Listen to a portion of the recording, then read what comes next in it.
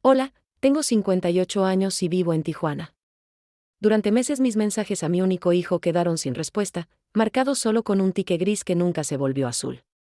Yo, una mujer que cruzó la frontera 1000 veces para limpiar casas ajenas y darle educación, descubrí que él tenía un perfil secreto donde compartía una vida entera sin mí. Me bloqueó, vendió la casa de mis padres en Guadalajara sin preguntarme, y su esposa me pintó como una madre problemática que era mejor olvidar. Hoy estoy aquí porque ya no tengo miedo de decir mi verdad, porque sé que hay otras madres siendo borradas de las vidas de sus hijos y merecen saber que no están solas. Si mi historia te toca el corazón, te pido que dejes tu comentario, le des like y te suscribas. ¿No sabes cuánto significa para mí que alguien escuche lo que callé tanto tiempo? Me llamo Rosa Elena Mendoza, tengo 58 años, y vivo en un pequeño departamento en Tijuana donde el olor de tortillas recién hechas todavía impregna las paredes cada mañana. Nunca pensé que llegaría el día en que tendría que contar esta historia, pero aquí estoy, con las manos que limpiaron 1000 casas ajenas temblando mientras escribo estas palabras en mi teléfono viejo. Lo que voy a revelar cambiará la forma en que ven las redes sociales, la forma en que ven a sus propios hijos, y quizás, la forma en que se ven a ustedes mismos. Durante 58 años he sido muchas cosas. Fui la niña que cruzaba descalza los patios de tierra en Guadalajara. Fui la joven que aprendió a hacer mole con su abuela, removiendo la olla durante horas hasta que el chocolate se fundiera perfectamente con los chiles. Fui la mujer que cruzó la frontera tantas veces que los guardias ya conocían mi nombre. Pero sobre todo, siempre fui madre. Madre de un solo hijo, mi Miguel Ángel, al que di todo lo que no tuve. ¿Saben lo que se siente despertar un día y descubrir que tu hijo te ha borrado de su vida como quien borra una mancha de la pared? No me refiero a una pelea, a un malentendido que se puede arreglar con una llamada telefónica. Me refiero a ser bloqueada, ignorada, eliminada digitalmente como si nunca hubiera existido.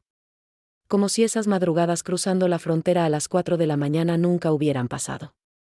Como si las tortillas que hacía mientras él estudiaba para la universidad fueran solo un sueño. Todo comenzó hace 3 meses.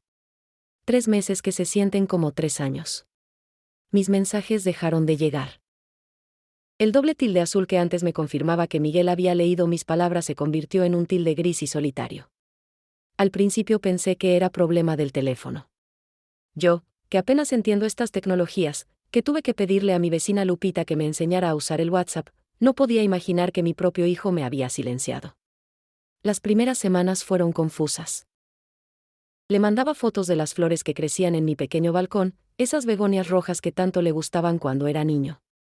Le escribía sobre doña Carmen, nuestra vecina que hacía los mejores tamales de elote en todo Tijuana. Le preguntaba por su trabajo, por su esposa Jennifer, por esa vida en San Diego que yo apenas conocía. Nada. Solo silencio digital. ¿Alguna vez han sentido cómo el silencio puede ser más ruidoso que 1000 gritos? Yo despertaba a las 3 de la mañana, cuando Tijuana todavía duerme y solo se escuchan los perros callejeros ladrando a lo lejos, y revisaba mi teléfono. Quizás esta vez, pensaba. Quizás hoy Miguel recordará que tiene una madre que daría su vida por él. Pero cada mañana era lo mismo. Ese tilde gris burlándose de mi esperanza. Los domingos son los peores. Voy a misa en la parroquia de Nuestra Señora de Guadalupe, donde las otras madres hablan de sus hijos con orgullo. Doña Mercedes presume que su hija la llamó desde Monterrey. Señora Refugio muestra fotos de sus nietos que viven en Mexicali. ¿Y yo, qué puedo decir? Sonrío, asiento, finjo que todo está bien mientras por dentro siento que me ahogo. Un domingo, después de encender velas por Miguel como hago cada semana, me quedé mirando la imagen de la Virgen de Guadalupe. Sus ojos compasivos parecían preguntarme por qué seguía fingiendo. ¿Por qué no enfrentaba la verdad? Pero, ¿cuál verdad? Yo no sabía que había hecho mal. No sabía por qué mi hijo, ese niño que cargué en brazos mientras cruzábamos el puente internacional para ir al médico en San Diego, ahora me trataba como una extraña. Fue mi comadre Estela quien finalmente abrió mis ojos. Trabajamos juntas limpiando casas en La Joya, esas mansiones enormes donde la gente tiene más baños que nosotras habitaciones en nuestras casas. Una tarde, mientras tomábamos café en el camión que nos lleva de regreso a Tijuana, le conté mi angustia. Estela me miró con esa mezcla de compasión y conocimiento que solo da la experiencia. Comadre, me dijo, dame tu teléfono. Déjame intentar algo. Y así, Con manos expertas que han aprendido más de tecnología que las mías, Estela escribió el nombre de mi hijo en su propio WhatsApp. Lo que descubrimos ese día, mientras el camión atravesaba el tráfico pesado de la garita, cambió todo. Miguel tenía foto de perfil en el teléfono de Estela. Una foto reciente, sonriente, en un restaurante elegante.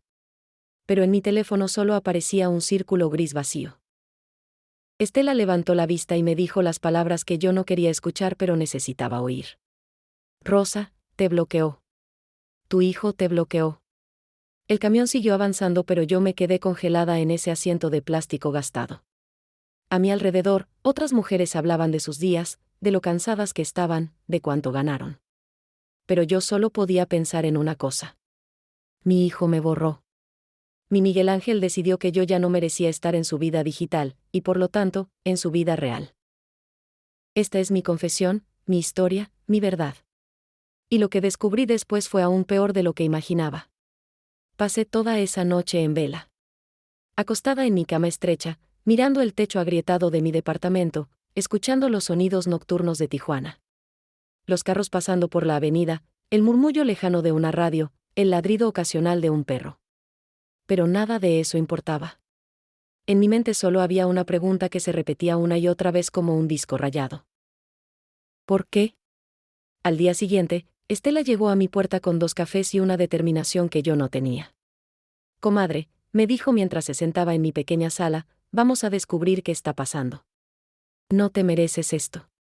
Y así comenzó nuestra investigación, como detectives aficionadas armadas solo con teléfonos celulares y el amor de una madre herida. Estela abrió su Facebook mientras yo miraba por encima de su hombro. Busca a tu hijo, le dije, con voz temblorosa. Y lo que apareció en esa pantalla fue como abrir una puerta a un mundo que yo desconocía por completo. Un mundo donde mi hijo existía pero yo no. El perfil de Miguel era público en algunas partes.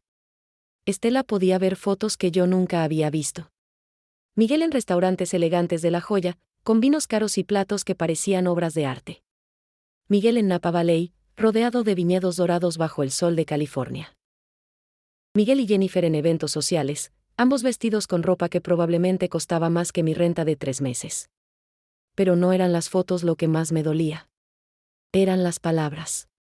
Los comentarios que Miguel escribía sobre comenzar de nuevo, sobre dejar atrás el pasado para construir un futuro mejor. ¿Yo era ese pasado?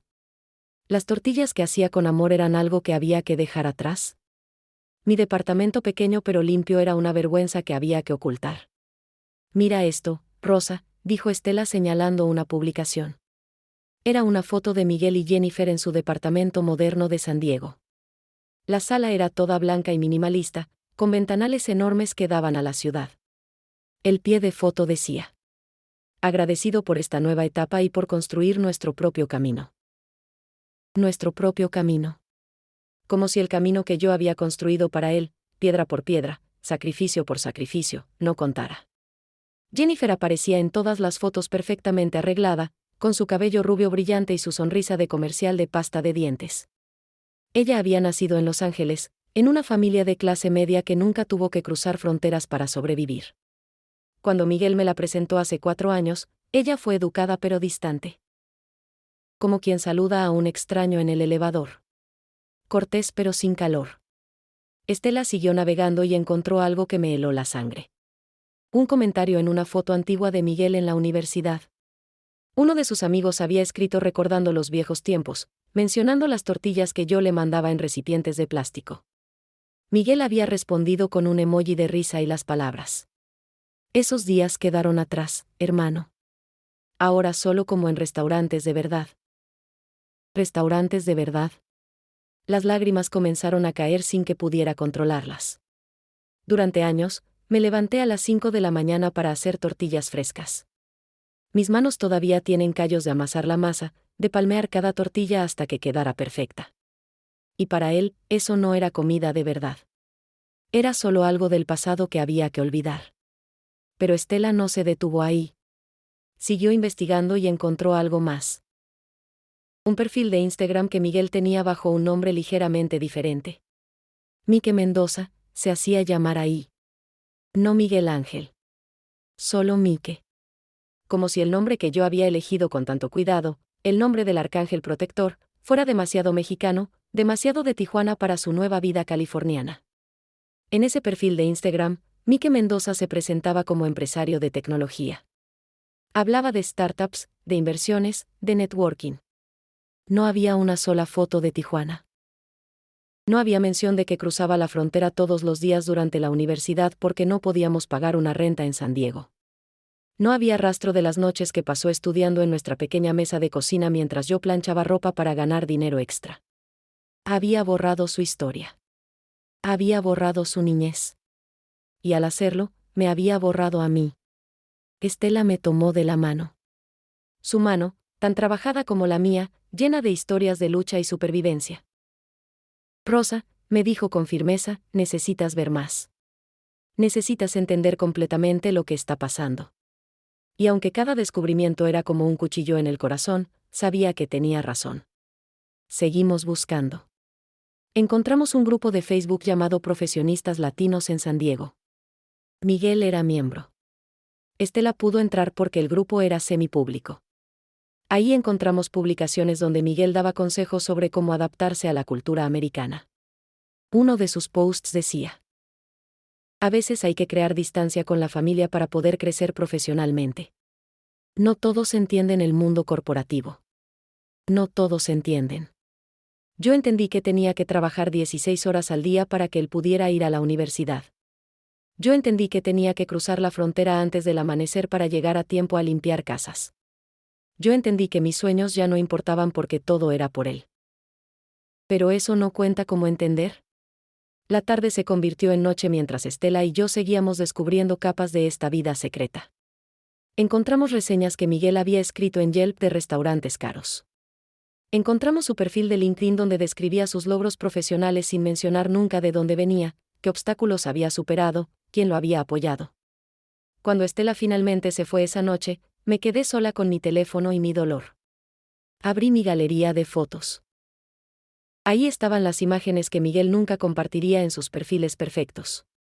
El día de su graduación de la universidad, con su toga y birrete, yo a su lado con mi mejor vestido. La Navidad pasada cuando todavía venía a visitarme y comíamos tamales en mi pequeña cocina. Su primer día de escuela, con su mochila casi más grande que él. Esas fotos eran mi verdad. Pero para él, eran solo evidencia de un pasado que quería olvidar. Los días después de esos descubrimientos fueron los más difíciles de mi vida. Cada mañana me despertaba con un peso en el pecho que no me dejaba respirar bien. Seguía con mi rutina porque eso es lo que hacemos las mujeres como yo. Nos levantamos, nos vestimos, cruzamos la frontera, limpiamos casas, regresamos. Pero por dentro, algo se había roto. Una semana después, mientras limpiaba la cocina de una casa en Del Mar, mi teléfono sonó. Era mi prima Sofía, la que vive en Chula Vista. Rosa, me dijo con voz nerviosa, necesito hablar contigo de algo delicado. Mi corazón se aceleró. ¿Miguel está bien? Sí, está bien físicamente, respondió. Pero necesitas saber algo. Sofía me contó que su hijo menor, mi sobrino Carlitos, todavía seguía en contacto con Miguel. Eran primos cercanos, crecieron juntos. Y Carlitos le había mostrado algo que Sofía pensaba que yo debía saber. Miguel había creado un grupo de WhatsApp familiar del que yo estaba excluida. Un grupo donde coordinaban reuniones, compartían noticias, celebraban cumpleaños. Un grupo del que yo, la madre de Miguel, no formaba parte. ¿Cuánto tiempo lleva ese grupo?, pregunté con voz quebrada. 6 meses, Rosa. Lo creó hace 6 meses y te sacó sin decirle nada a nadie. Algunos primos preguntaron por ti al principio, pero Miguel dijo que tú no sabías usar bien la tecnología y que él te mantendría informada por otros medios. Mentiras. Todo mentiras. Sofía siguió hablando, pero yo apenas podía procesar sus palabras. Durante 6 meses, mi familia había estado organizando su vida sin mí. Durante 6 meses, Miguel había estado contando quién sabe qué historias para justificar mi ausencia. Durante 6 meses, yo había sido invisible. Esa noche, después de cruzar de regreso a Tijuana, no fui directo a casa. Caminé por las calles de mi colonia, pasando por la taquería donde Miguel comía de niño, por la tienda donde le compraba dulces, por el parque donde aprendió a andar en bicicleta. Cada esquina tenía un recuerdo. Cada lugar guardaba una parte de nuestra historia. ¿Cómo podía él borrar todo eso? Al llegar a mi departamento, encontré un mensaje de otra prima, Patricia, la que vive en Guadalajara. También ella había oído rumores. También ella tenía información que compartir. Rosa, escribió, no quiero meterme donde no me llaman, pero creo que debes saber. Miguel vendió la casa de tus padres. Leí el mensaje 3 veces antes de que mi cerebro lo procesara. La casa de mis padres. Aquella casa colonial en el centro de Guadalajara, con su patio lleno de macetas, con su fuente de piedra que sonaba como música. La casa donde crecí, donde mi madre cocinaba en un fogón de leña, donde mi padre tocaba la guitarra los domingos por la tarde. Miguel la vendió. Sin consultarme. Sin decirme. Sin siquiera darme la oportunidad de despedirme. Según Patricia, Miguel había argumentado que necesitaba liquidez para sus inversiones. Que la casa estaba vieja y necesitaba reparaciones costosas. Que era mejor vender antes de que perdiera más valor. Y la familia, dividida y distante, había aceptado. Solo a mí no me preguntaron. Solo a mí me mantuvieron en la oscuridad. Esa casa no era solo ladrillos y cemento. Era el lugar donde mi madre me enseñó a cocinar, removiendo el mole en una olla de barro durante horas. Era el patio donde mi padre me enseñó los nombres de las plantas, tocando cada hoja con reverencia. Era el corredor donde me senté la noche antes de irme a Tijuana, prometiendo volver pero sabiendo en el fondo que mi vida había cambiado para siempre. ¿Y el dinero de la venta? ¿A dónde fue? Patricia no lo sabía con certeza, pero había escuchado que Miguel lo había invertido en bienes raíces en San Diego. En su futuro. En su nueva vida. En un mundo donde yo no existía. Me senté en mi cama y miré alrededor de mi pequeño departamento. Las paredes necesitaban pintura. El refrigerador hacía un ruido extraño. La ventana no cerraba bien y dejaba entrar el frío de las noches. Pero era mi hogar. Y todo lo que había en él lo había conseguido con mi trabajo, con mis manos, con mi dignidad intacta. Miguel no podía quitarme eso. Pero sí me había quitado algo más valioso. Me había quitado mi lugar en la familia. Me había quitado mi voz en las decisiones importantes. Me había quitado mi derecho a saber, a opinar, a existir en su vida. Esa noche, por primera vez en 3 meses, no le mandé mensaje a Miguel. No traté de contactarlo. No busqué explicaciones.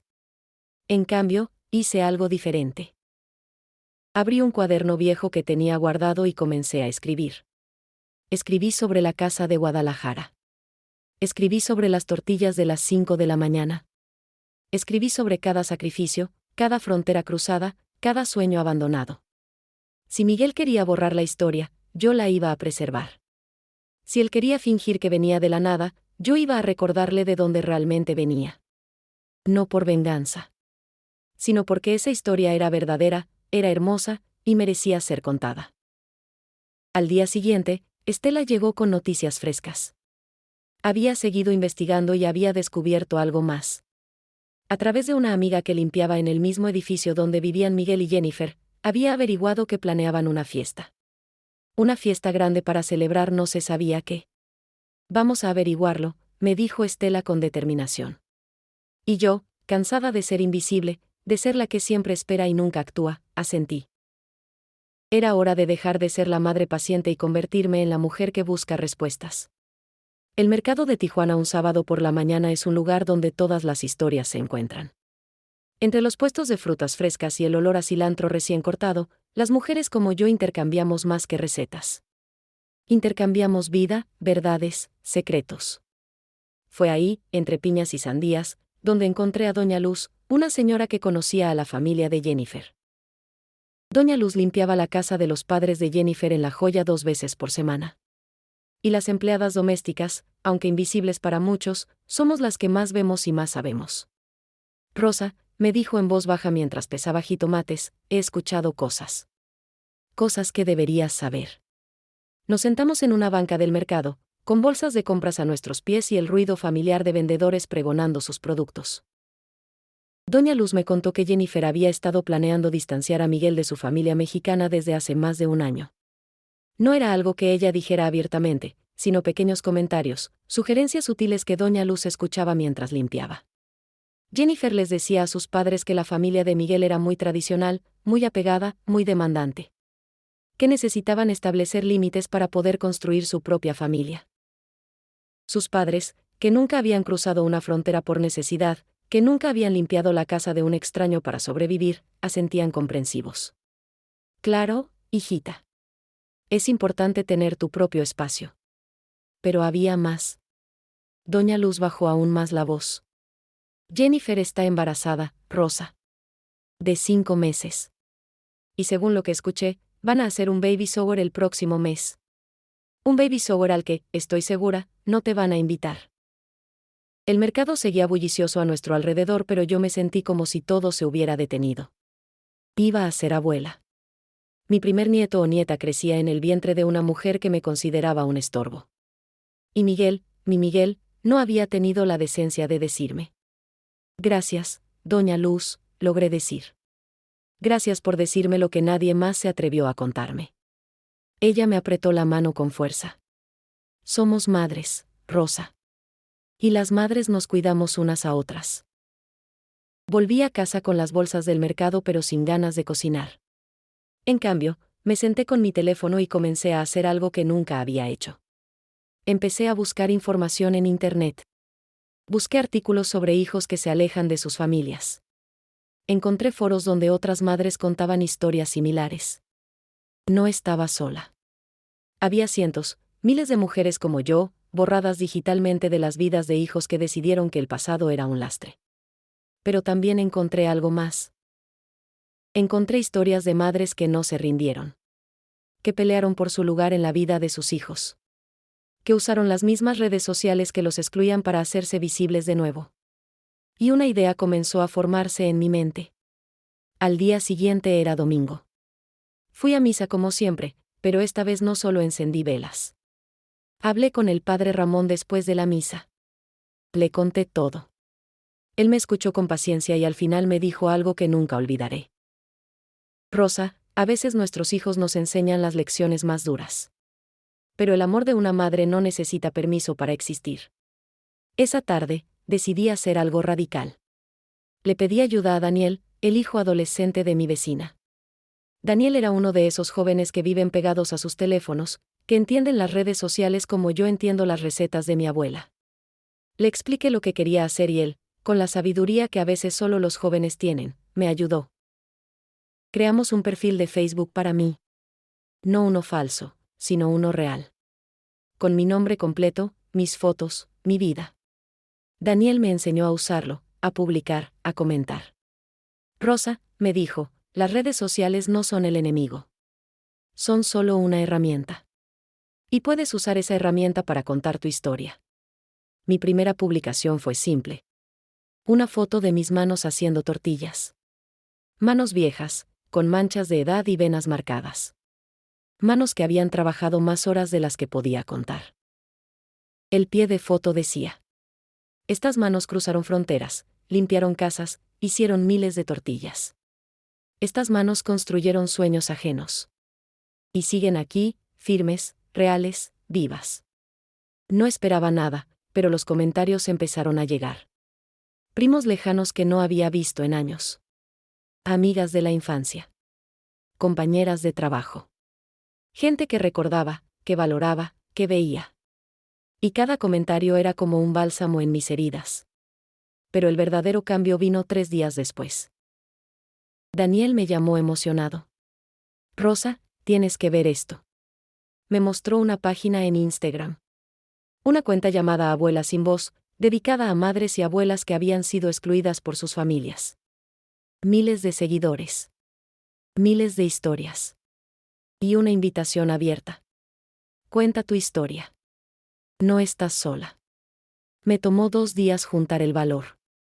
Pero finalmente lo hice. Escribí mi historia. No todos los detalles, no todos los dolores. Solo lo esencial. Soy Rosa Elena Mendoza.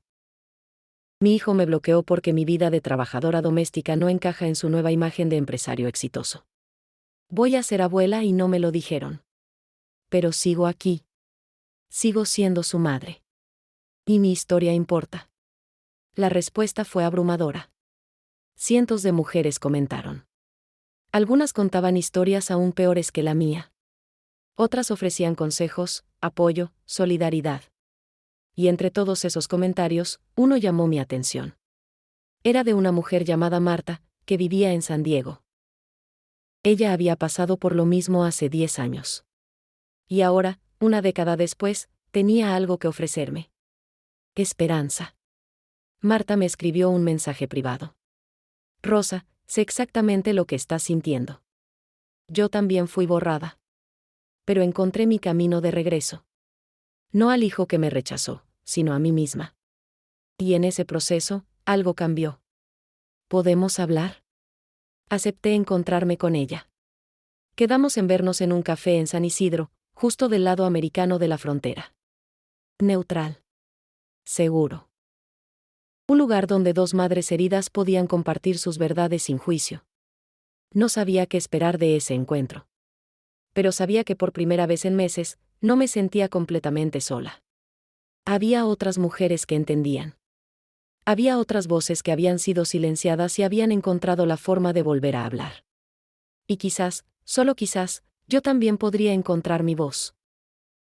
El café en San Isidro olía a pan dulce recién horneado y a ese tipo de esperanza nerviosa que se siente antes de una primera cita. Llegué 15 minutos temprano, como siempre hago. Me senté junto a una ventana desde donde podía ver el constante fluir de gente cruzando la frontera. ¿Cuántas veces yo había sido una de esas siluetas cansadas, caminando con la espalda encorvada del peso del día? Marta llegó exactamente a la hora acordada. La reconocí de inmediato de su foto de perfil. Una mujer de casi 70 años, con el cabello completamente blanco recogido en un chongo elegante y ojos que habían visto demasiado pero que aún brillaban con vida.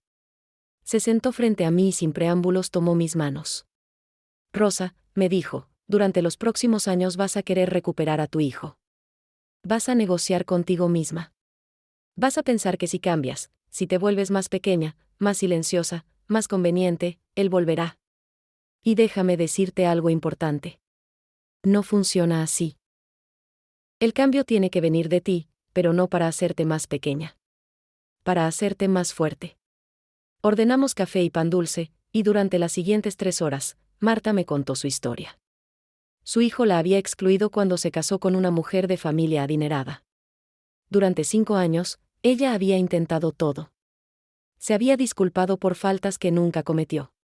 Había aceptado migajas de atención. Había permitido que la trataran como una invitada incómoda en la vida de su propio hijo. ¿Y qué pasó?, pregunté. Marta sonrió con una mezcla de tristeza y orgullo. Me cansé de rogar. Decidí que merecía mejor. Comencé a vivir mi vida, a perseguir mis propios sueños, a construir mi propia comunidad. ¿Y sabes qué es lo curioso, Rosa? Cuando dejé de perseguirlo, cuando dejé de hacerme pequeña para caber en su vida, algo cambió. Su hijo no volvió de inmediato, me explicó. Pero con el tiempo, cuando su matrimonio tuvo problemas, cuando su esposa perfecta resultó no ser tan perfecta, cuando la vida le mostró que el dinero y el estatus no eran todo, él comenzó a recordar. Comenzó a extrañar. Y un día, después de 8 años, tocó a su puerta. No con arrogancia, sino con humildad. Con una disculpa real. Con ganas genuinas de reconstruir. ¿Pero cómo sobreviviste esos 8 años?, pregunté con lágrimas en los ojos. Marta señaló a su alrededor. Otras mujeres, Rosa. Mujeres como nosotras. Formamos un grupo. Nos apoyamos. Celebramos nuestras victorias pequeñas. Lloramos nuestras pérdidas. Y sobre todo, nos recordamos unas a otras que nuestra vida no termina porque nuestros hijos decidan excluirnos. Me habló de las reuniones mensuales que organizaban. Abuelas y madres que se habían encontrado en la misma situación. Algunas nunca recuperaron la relación con sus hijos. Pero todas recuperaron algo más importante. Se recuperaron a sí mismas. Aprendieron nuevas habilidades. Viajaron. Hicieron amistades profundas. Vivieron. No es justo que tengamos que ser nosotras las que cambiemos, dije con amargura. No, coincidió Marta. No es justo. Pero, ¿sabes que también no es justo? Desperdiciar los años que nos quedan esperando que alguien más nos dé permiso para ser felices. Nuestros hijos nos dieron la vida durante mucho tiempo.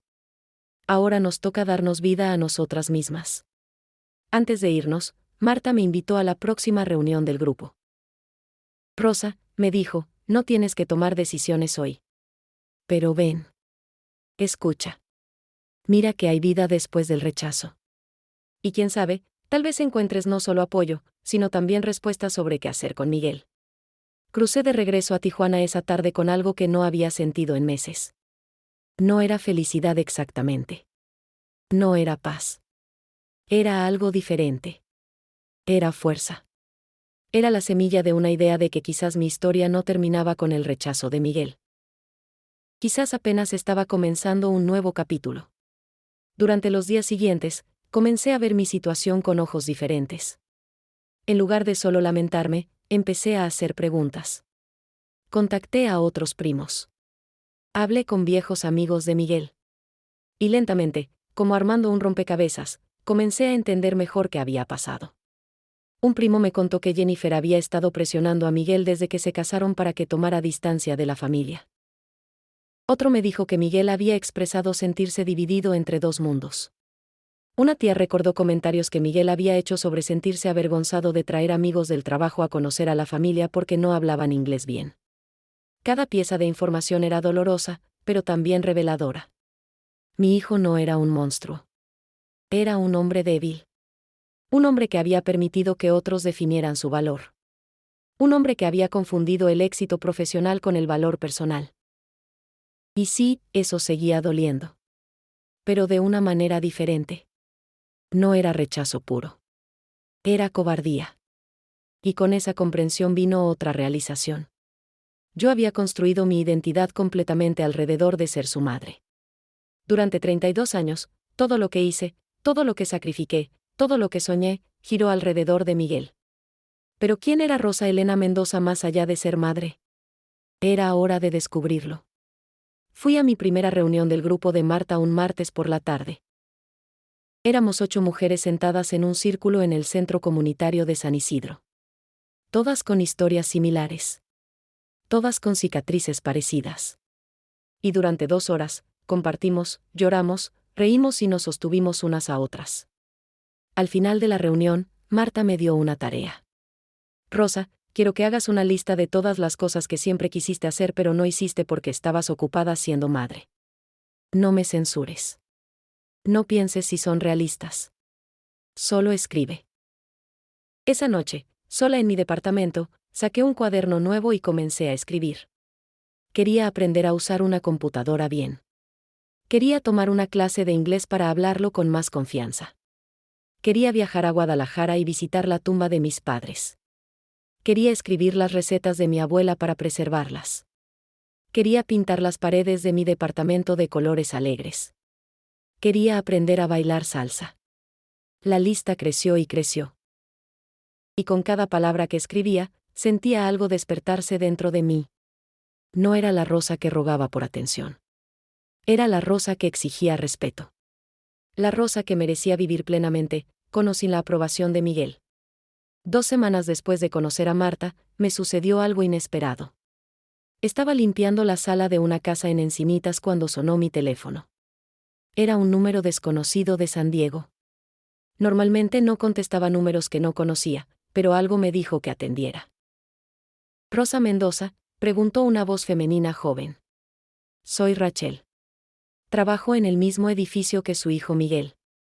Necesito hablar con usted sobre algo importante.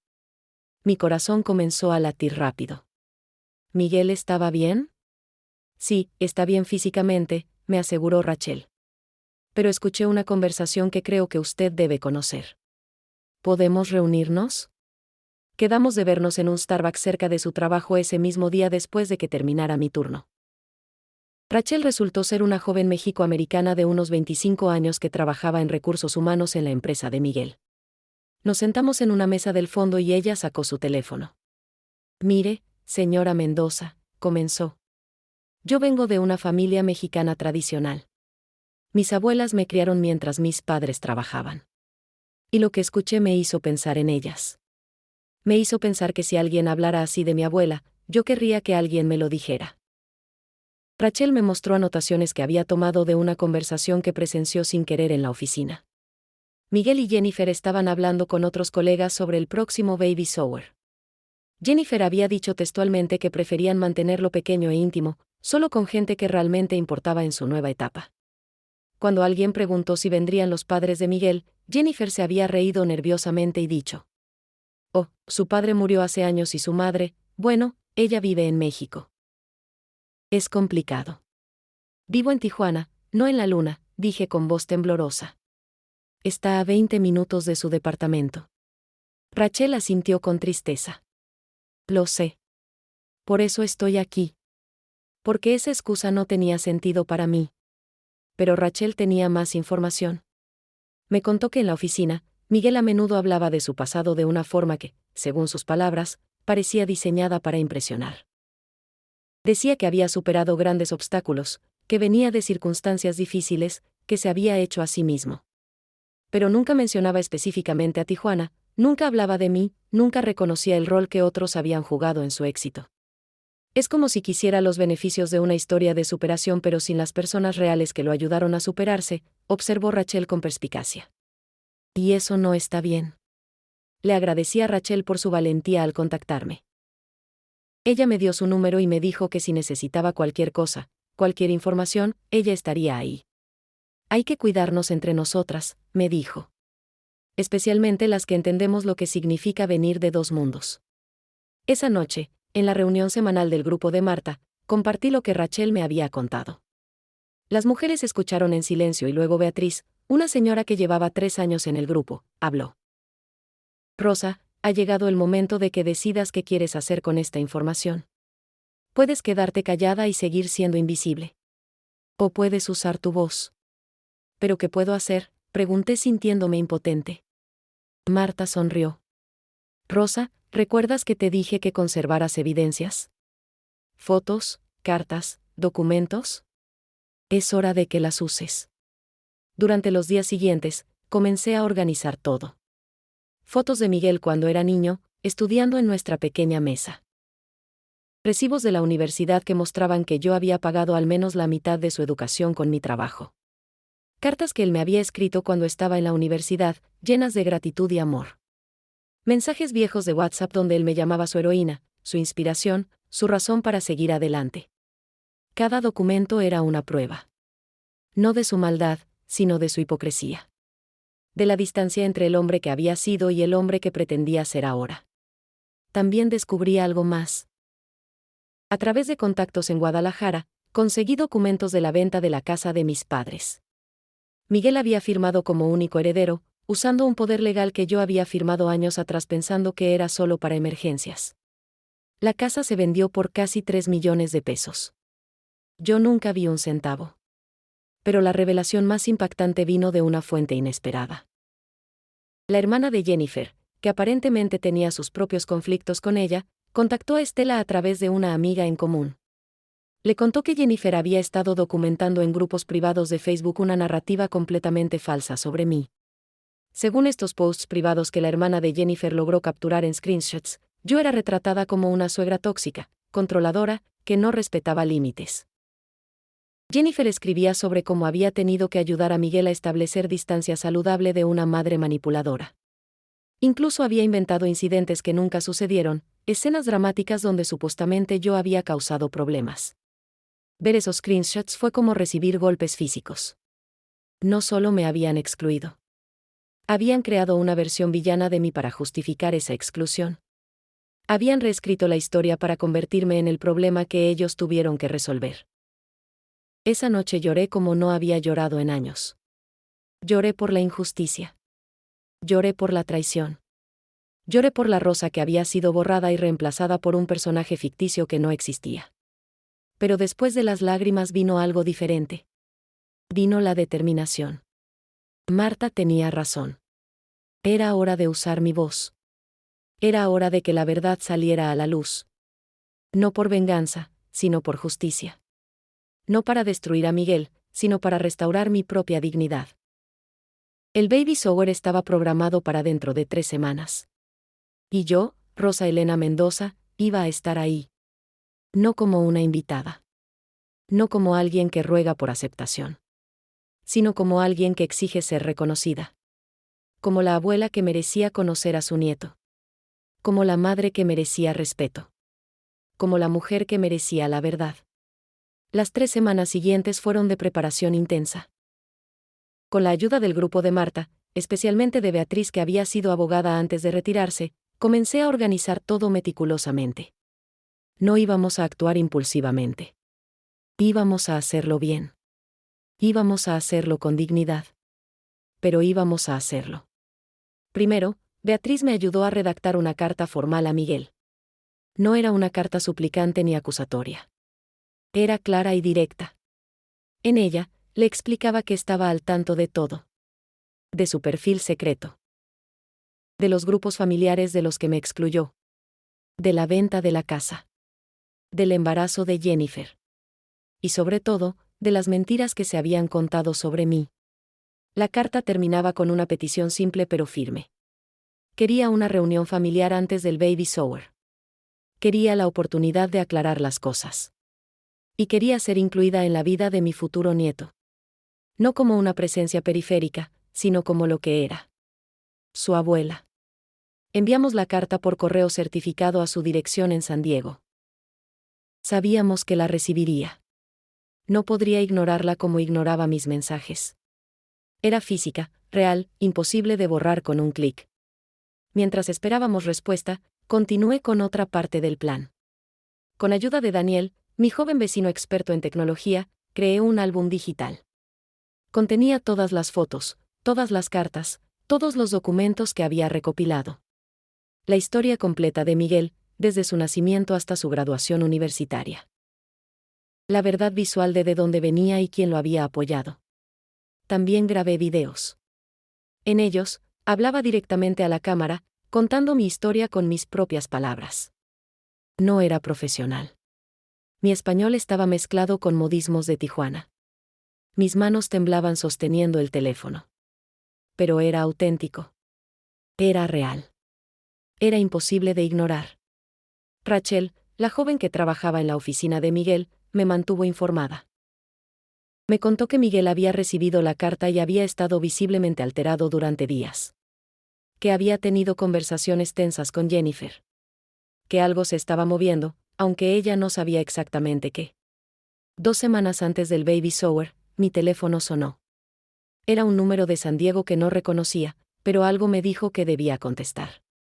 La voz al otro lado era de Miguel. Temblorosa, insegura, pero definitivamente de mi hijo. Mamá, dijo simplemente. Esa palabra, mamá, que no había escuchado de sus labios en meses, casi me rompió. Pero me mantuve firme. Miguel, respondí con voz controlada. Necesitamos hablar. Hubo un silencio largo. Luego, recibí tu carta. No sabía que sabías todo eso. Su tono era defensivo, como si él fuera la víctima. Como si yo fuera la que había actuado mal al descubrir sus secretos. Pero no me dejé llevar por la culpa que claramente intentaba proyectar. Miguel, dije firmemente, durante meses me has ignorado. Me bloqueaste. Me excluiste. Vendiste la casa de tus abuelos sin consultarme. Y ahora voy a ser abuela y ni siquiera tuviste la decencia de decírmelo tú mismo. ¿Y te sorprende que yo busque respuestas? Él comenzó a dar excusas. Que había estado muy ocupado con el trabajo. Que Jennifer estaba estresada con el embarazo. Que yo no entendía la presión que tenía. Excusa tras excusa, cada una más débil que la anterior. Pero yo ya no era la madre que aceptaba cualquier migaja de atención. Era la mujer que Marta me había ayudado a redescubrir. Miguel, lo interrumpí, no te llamé para escuchar excusas. Te estoy informando. Voy a ir al baby shower. Con invitación o sin ella. Y voy a conocer a mi nieto cuando nazca. Puedes hacer esto fácil o difícil, pero va a pasar. Hubo un silencio aún más largo. Luego, su voz sonó diferente. Más pequeña. Mamá, por favor no hagas esto. Jennifer se va a molestar. Sus padres estarán ahí. Va a ser incómodo. Exacto, respondí. Va a ser incómodo. Tal como ha sido incómodo para mí estos meses. Tal como fue incómodo descubrir tu vida secreta. Tal como es incómodo ser retratada como una villana cuando lo único que hice fue amarte y sacrificarme por ti. No quiero arruinar tu vida, Miguel, continué. Solo quiero estar en ella.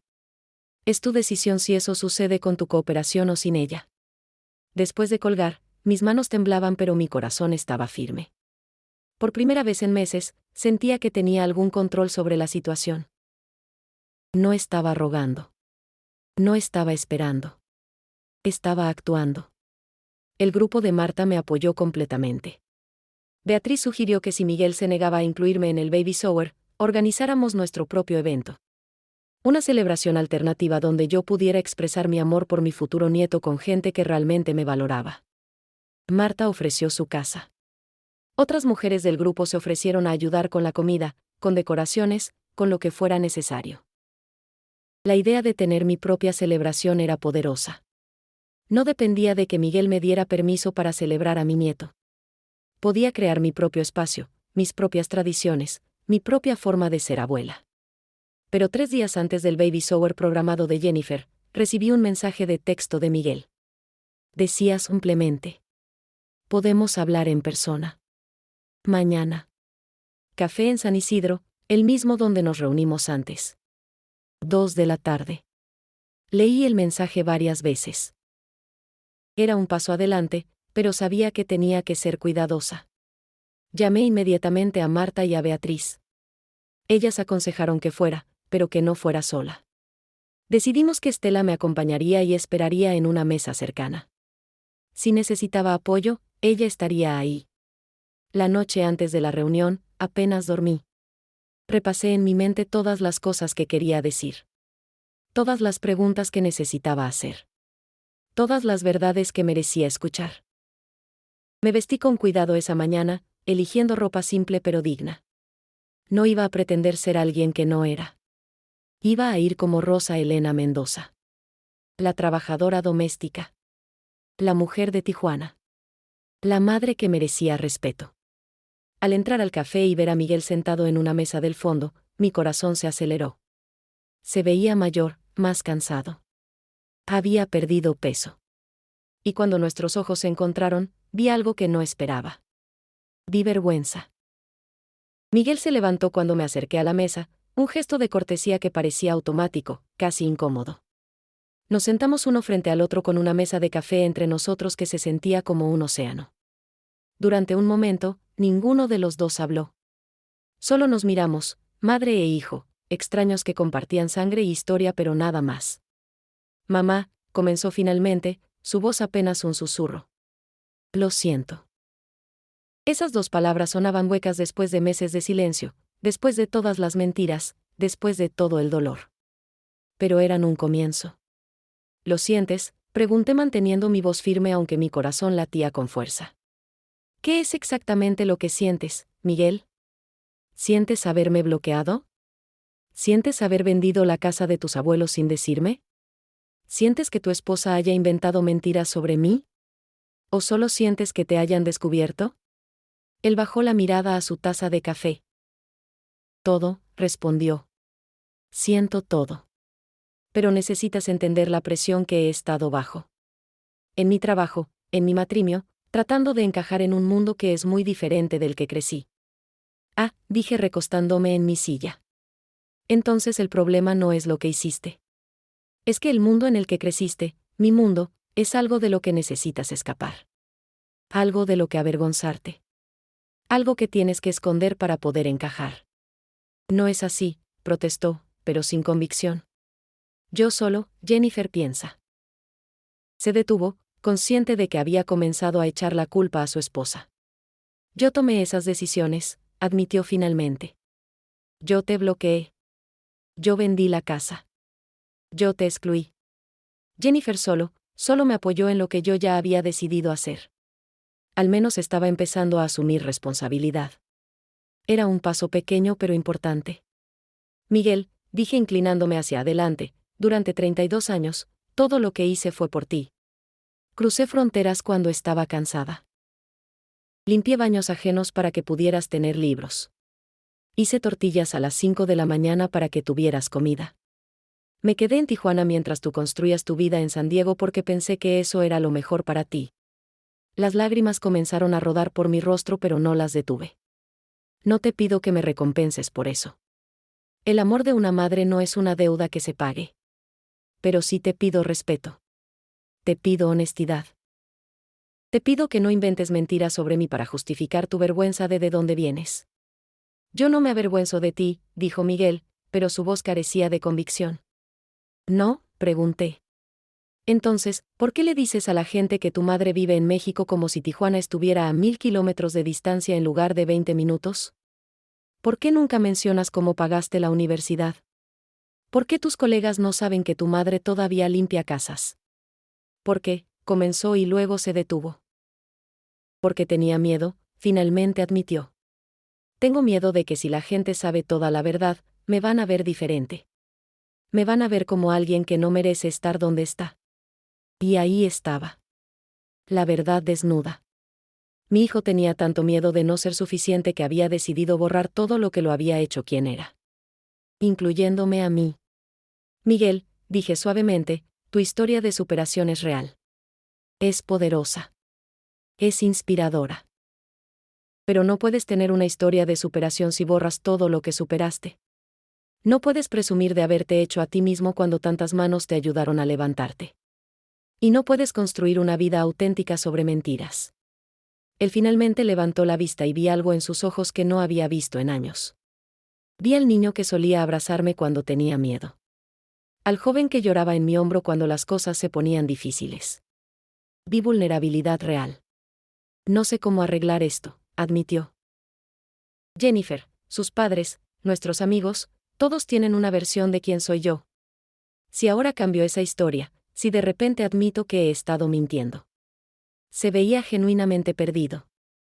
Entonces empiezas poco a poco, sugerí. No tienes que hacer un anuncio dramático. Pero cuando nazca el bebé, yo voy a ser parte de su vida. Voy a ser su abuela. Y con el tiempo, ese bebé va a hacer preguntas. Va a querer saber de dónde viene. Y cuando ese día llegue, tú tienes que decidir si le vas a contar la verdad o si vas a pasarle las mismas mentiras. Hablamos durante 2 horas más. No fue una conversación perfecta. Hubo momentos de tensión, de defensividad, de dolor. Pero también hubo momentos de honestidad real. Miguel admitió que Jennifer había sido una influencia negativa, pero también reconoció que él había permitido esa influencia. Admitió que el dinero de la casa lo había usado sin pensar en que no era solo suyo. Admitió que había sido egoísta, débil y cobarde. Al final, llegamos a algunos acuerdos. Yo iría al baby shower, pero Miguel hablaría primero con Jennifer y sus padres. No íbamos a pretender que todo estaba bien, pero íbamos a intentar encontrar un camino hacia adelante. Y lo más importante, cuando el bebé naciera, yo tendría acceso regular a mi nieto. No era todo lo que quería. No era una disculpa completa ni una reparación total del daño causado. Pero era un comienzo. Era la grieta en el muro que Miguel había construido. Y por ahora, era suficiente. Cuando me levanté para irme, Miguel hizo algo que no había hecho en años. Se levantó y me abrazó. No fue el abrazo cálido y largo de antes. Fue breve, incómodo, lleno de años de distancia. Pero sus brazos estaban alrededor de mí y susurró en mi oído. Te extrañé, mamá. Yo también te extrañé, respondí. Pero ya no voy a perseguirte. Ya no voy a rogar por un lugar en tu vida. Si quieres reconstruir nuestra relación, vas a tener que encontrarme a mitad de camino. Salí de ese café con Estela esperándome afuera. Ella vio mi rostro y supo inmediatamente que algo había cambiado. ¿Y bien?, preguntó. Le conté todo mientras caminábamos hacia la frontera. No sé si esto va a funcionar, admití. No sé si Miguel realmente va a cambiar. Pero al menos ahora sabe que yo no voy a desaparecer. El día del baby shower llegó con un cielo despejado sobre San Diego, ese tipo de día perfecto de California que hace que todo parezca posible. Me vestí con cuidado, eligiendo un vestido azul marino que Marta me había ayudado a escoger. simple pero elegante. Ni demasiado humilde ni pretencioso. Yo misma. Estela me acompañó hasta la puerta del salón de eventos que Jennifer había rentado en Coronado. Era un lugar bonito con vista al mar, decorado en tonos pastel de amarillo y gris. Neutro porque no querían saber el sexo del bebé hasta que naciera. O eso decía la invitación que Miguel finalmente me había enviado 3 días antes. Al entrar, todas las miradas se volvieron hacia mí. Reconocí a los padres de Jennifer inmediatamente. El alto y rubio con una sonrisa profesional congelada en su rostro. Ella delgada y tensa, con ese tipo de belleza cuidadosamente mantenida que requiere tiempo y dinero. Jennifer estaba en el centro de la habitación, su barriga prominente bajo un vestido blanco de maternidad, su sonrisa desvaneciéndose al verme. Miguel se acercó rápidamente. «Mamá, viniste», dijo como si hubiera dudado. Como si yo fuera el tipo de mujer que hace amenazas vacías. «Por supuesto que vine», respondí. «Soy la abuela». La tensión en la habitación era palpable.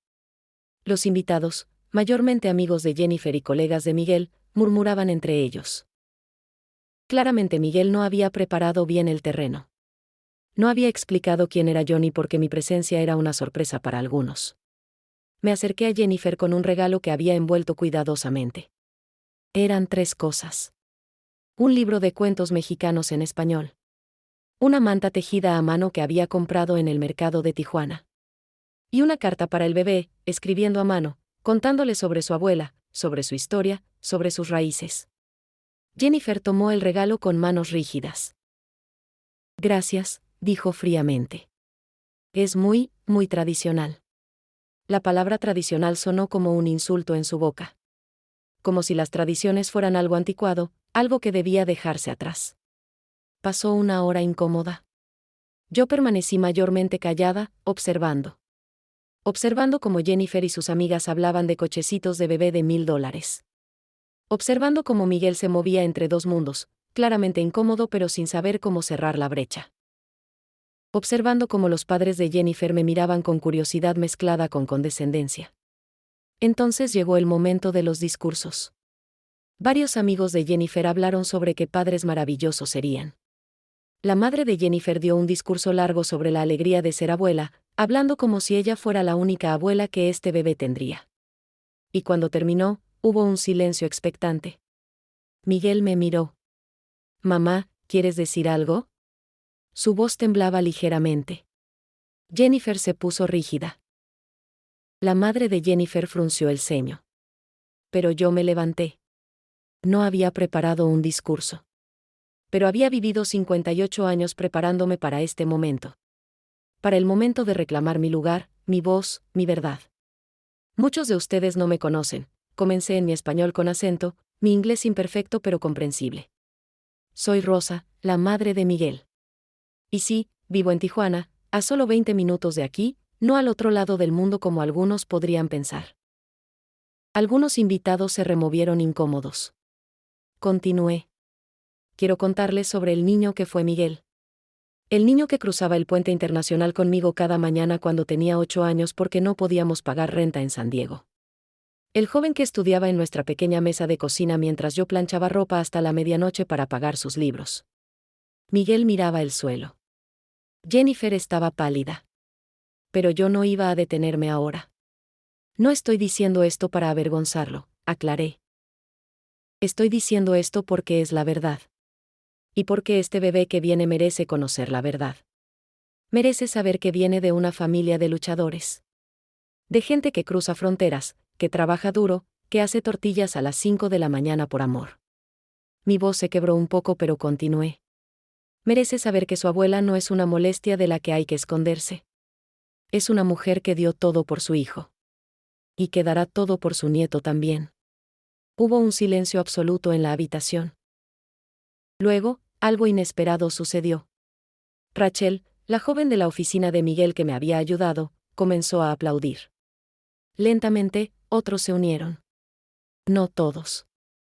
Los padres de Jennifer permanecieron con los brazos cruzados.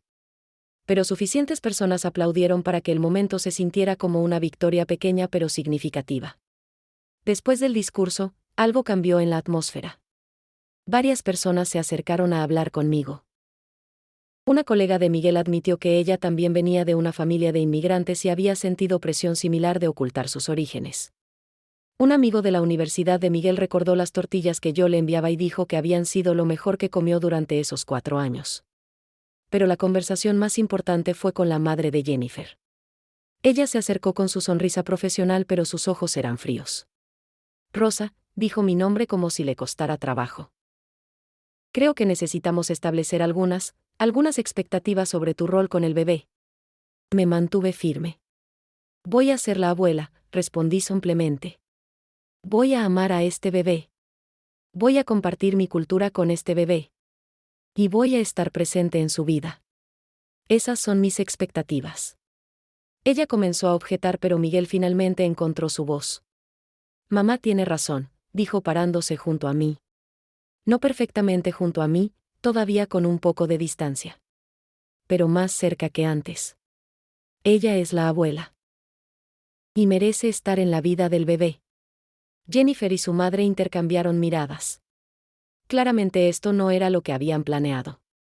Pero en ese momento, rodeada de testigos, con la verdad finalmente expuesta, no podían negarme sin quedar como las villanas que habían intentado pintarme a mí. El baby shower continuó, pero yo me sentía diferente. Más ligera. Había dicho mi verdad. Había reclamado mi lugar. Y aunque sé que la batalla no estaba ganada completamente, había ganado terreno importante. Al salir, Miguel me acompañó hasta el carro de Estela. Mamá, dijo en voz baja, gracias por venir. Y por decir todo eso. No fue fácil escucharlo, pero lo necesitaba escuchar. Todos necesitábamos escucharlo. Solo dije la verdad, Miguel, respondí. Y seguiré diciéndola. Ya no voy a quedarme callada para hacer tu vida más cómoda. Él asintió lentamente. Lo sé. Y creo que eso es bueno. Creo que todos necesitamos un poco de tu fuerza. 2 meses después del baby shower, recibí una llamada que cambiaría todo. Era Miguel, su voz temblorosa pero clara. Mamá, Jennifer se puso de parto. Estamos en el hospital. ¿Puedes venir? Crucé la frontera más rápido que nunca, mi corazón latiendo con una mezcla de emoción y nerviosismo.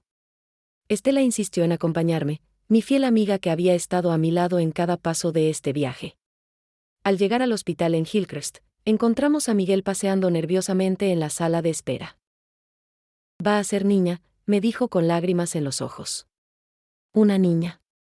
Y mamá, Jennifer y yo hemos estado hablando. Queremos que su segundo nombre sea Elena. Por ti. Las lágrimas rodaron por mi rostro. Elena había sido el nombre de mi madre, la abuela de Miguel que él apenas había conocido antes de que muriera. Que quisieran honrar ese nombre, honrarme a mí, era más de lo que había esperado. Las horas siguientes fueron largas. El padre y la madre de Jennifer llegaron, su frialdad hacia mí tan evidente como siempre. Pero también llegó Estela, y Marta, y Rachel. Mi propia comunidad. Mi familia elegida. Y su presencia me dio fuerza. Cuando finalmente nos permitieron pasar a ver al bebé, mi corazón casi se detiene. Era perfecta. Pequeña, rosada, con una mata de cabello negro. Se parecía a Miguel cuando nació. Se parecía a mí. Jennifer estaba agotada pero sonrió débilmente cuando me vio. ¿Quieres cargarla?, preguntó. Con manos temblorosas, tomé a mi nieta por primera vez. Emma Elena Mendoza, la habían nombrado. Y mientras la acunaba, le susurré en español. Mijita, le dije, tu abuela va a contarte historias. Te va a enseñar a hacer tortillas. Te va a hablar de un lugar llamado Tijuana donde las flores crecen en los balcones más pequeños. Te va a enseñar a ser fuerte. Te va a enseñar a no tener vergüenza de quién eres. Miguel estaba junto a mí, llorando abiertamente ahora. Lo siento, mamá, dijo de nuevo. Pero esta vez sonaba diferente. Esta vez sonaba como si realmente lo sintiera. Lo siento por haberte lastimado. Lo siento por haber tenido vergüenza. Lo siento por no ser el hijo que merecías. No necesito disculpas perfectas, Miguel, respondí sin dejar de mirar a Emma. Necesito acciones. Necesito que Emma crezca sabiendo toda su historia, no solo la parte cómoda. Necesito que le enseñes a estar orgullosa de sus raíces, todas ellas. Te lo prometo, dijo. Y por primera vez en años, le creí. Los meses siguientes no fueron fáciles. Jennifer y yo tuvimos que aprender a coexistir, a negociar espacios, a construir puentes donde antes solo había muros. Su madre nunca se volvió cálida conmigo, pero aprendió a ser cortés. Y lentamente, muy lentamente, Miguel comenzó a cambiar. Comenzó a hablar más abiertamente en el trabajo sobre sus orígenes. Trajo a Emma a visitar Tijuana, a conocer mi pequeño departamento. Le enseñó las calles donde creció. Y un día, meses después del nacimiento de Emma, publicó algo en sus redes sociales que me hizo llorar. Era una foto de nosotros tres. Él, Emma y yo. El pie de foto decía: mi madre cruzó fronteras para darme oportunidades. Limpió casas para pagarme la educación. Hizo tortillas a las 5 de la mañana por amor. Y yo pasé años avergonzándome de eso. Avergonzándome de ella. Pero mi hija va a crecer sabiendo la verdad. Va a crecer orgullosa de su abuela Rosa. Porque las manos que limpiaron casas también construyeron sueños.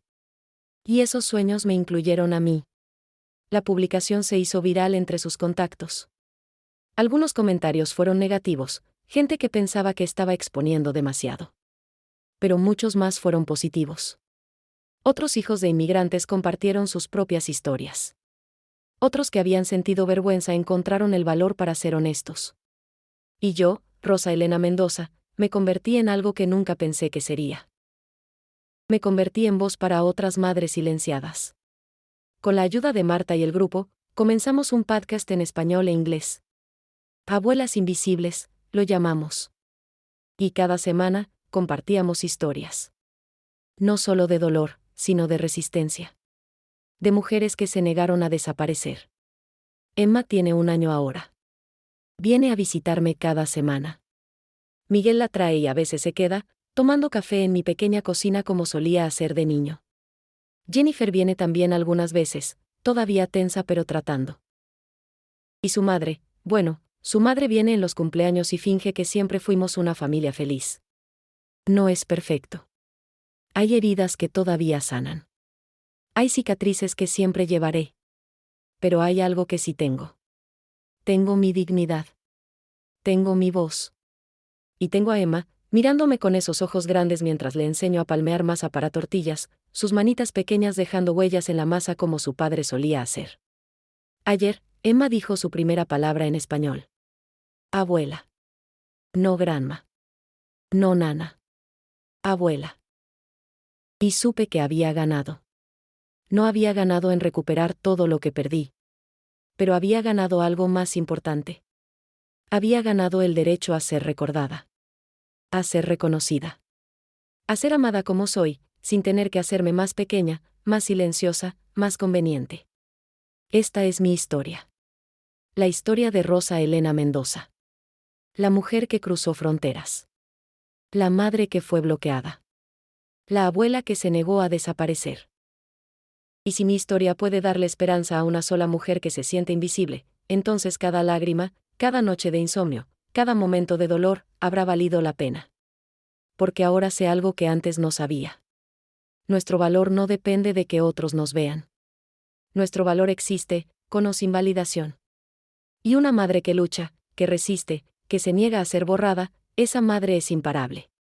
Emma me mira ahora mientras escribo estas últimas palabras en mi teléfono. Sus dedos pequeños tocan la pantalla. Abuela, dice de nuevo. Y yo le sonrío, mis ojos húmedos pero mi corazón lleno. Sí, mijita. Tu abuela. Y nunca, nunca más invisible.